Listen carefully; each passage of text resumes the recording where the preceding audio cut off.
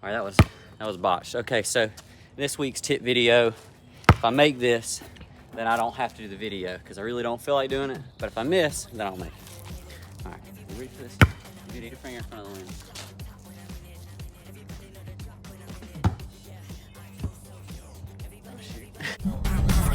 You know when it click through to the send this part to be so be fun.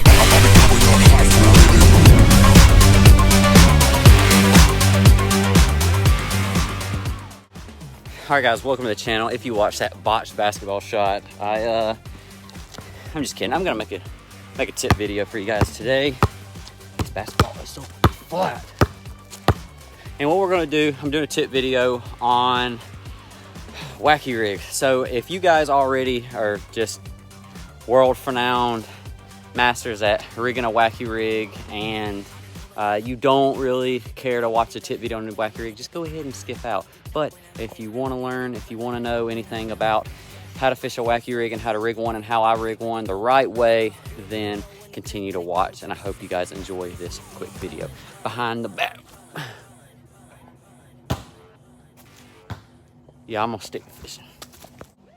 All right, everybody, this is your weekly tackle tip that I'm gonna go ahead and give. It's gonna be short, it's gonna be sweet, and it is going to be on this guy right here, the Wacky Worm. This is my Wacky Worm setup all the way down from the rod, the reel, to the line, to the hook, to the lure. I'm gonna show you guys what my favorite hooks are to use for Wacky rigging. I'm gonna show you some different techniques and different styles. I'm gonna show you my favorite baits, favorite line, how I set this rod and reel up to be the most successful with this Wacky Worm. And a Wacky Worm can be a very dangerous finesse technique, you know, especially in the hot of summertime when you really desperately need a bite and the fish are super finicky. It works in the wintertime, it works in the spring, especially when you're bed fishing. It is one of the most all-around versatile techniques you can use throughout the year. And I'm going to show you how I set it up and show you how I catch fish on it. So starting off first, let's get this pink cover off. My Siri just went off for some reason on my watch. Yes, my cover is pink. It's pretty sick, ain't it? All right, so starting off with the rod. This is a 13 Omen rod. It is a 7 foot even. It is a medium. It's got a little bit of a fast action tip. What that does, that medium, you know, you're doing it, I do mine weightless most of the time. So I want to feel those legs just kicking. And with that medium, you know, action rod, that fast action tip, you're really going to be able to feel the most of what your worm's doing on there or your bait, whatever you're throwing. It's just good hookup ratio with that really thin wired hook. You know, you can cast a mile with it. It's got a good backbone to set the hook on them bigger fish with the thicker mouths. Just love the rod. I love the handle. I like a really short butt. Me personally, I like it. I can feel everything with it. Really good rod. Now the reel, this is a Shimano Sierra. You can only find this in stores. I just about broke the rod on the ceiling. You can only find this reel in stores. You can't get it on Tackle Warehouse. I don't even know if you can get it on their website, but you can Google it and you can find it in certain stores like Tackle Direct in their store. I got mine in my local tackle store, Summerlin Outdoors. But love this reel. It's a 5-gear ratio. It's awesome, smooth, cast a mile. It's great, very reliable. Love Shimano reels, especially their spin reels. All right, now here's where it gets tricky. And a lot of people don't know this if you're just getting into fishing and you're new to throwing a Wacky rig. I always throw my spinning reel with braid, but this one specifically is not braid. I have switched over to using Berkley Nano Fill on all my spinning reels. So as you can see, it's the white. It's kind of like a fluorocarbon and a braid together. Basically all it does is it's got the strength and the castability. It's super smooth like braid, but it disappears in the water like fluorocarbon. Super strong, super light. I mean, you can cast that sucker a freaking mile with this, and I love it. It's perfect. And then what I do is I put another leader tied to it, and I always try to tie my leader down at least about 4 to 5 inches above the reel. And that's where I like my knot. As you can see, this knot's going back up a little bit more just from me, you know, tying different leader on.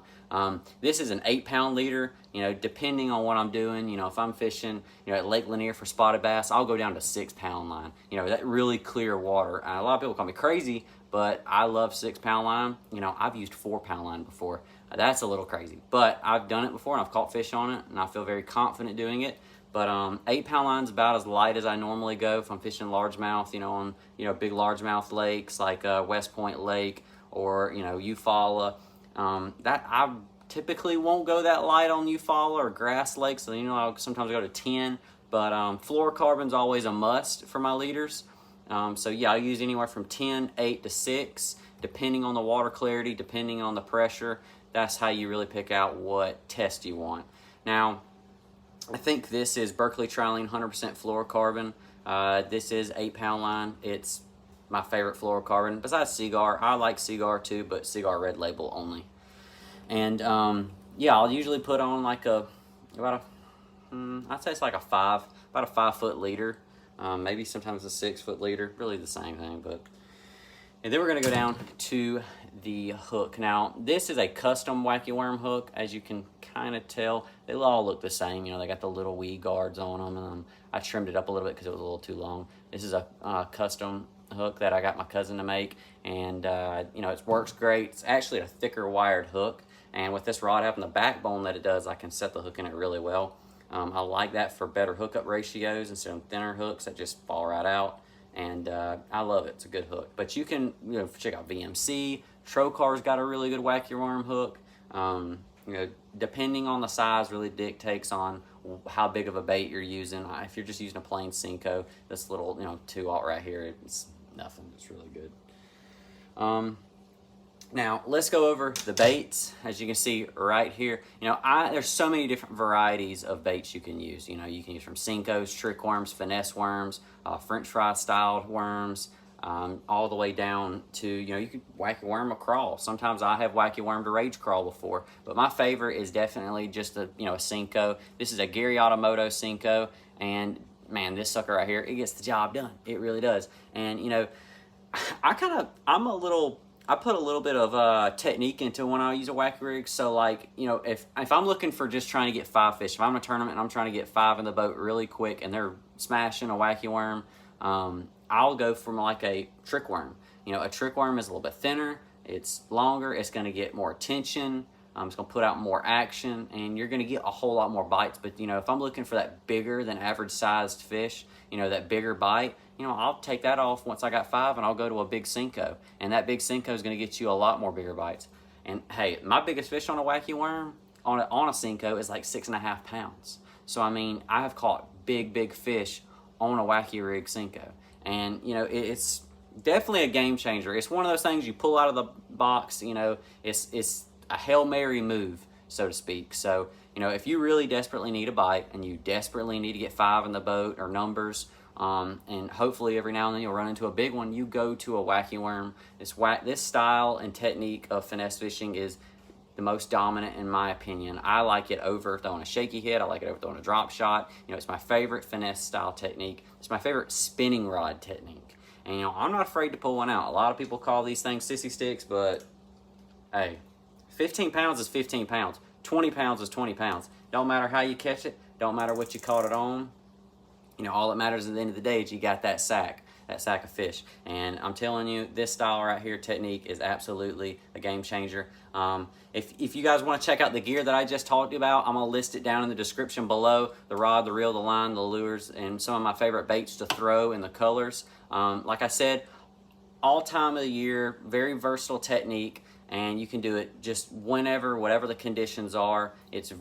To me, it's really good in the wintertime. Not a lot of people throw it in the wintertime, but when you need that super slow action, and, you know, to get them bigger ones and bigger bites, you know, to me, it's dominant. It's really good dock fishing. It's really good fishing around grass. I'm telling you, it's just the all around. Everyone should have this tied on, no matter what, no matter where you're going, no matter, you know, what time of the year. You should have a wacky worm set up in your boat. You never know when you're going to need to pull it out. You never know when you're going to desperately need to catch a fish, when they're not biting that crankbait, when they're not biting that frog or that jig. You never know when this is going to come into play.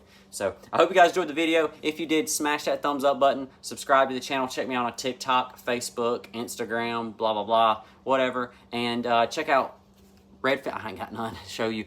Check out Redfin Polarized. Got a big contest coming up in a couple of weeks. You're not gonna wanna miss it. Subscribe to the channel, check it out. I'm gonna post it on my TikTok. I'll see you guys next time for the next tackle tip of the week.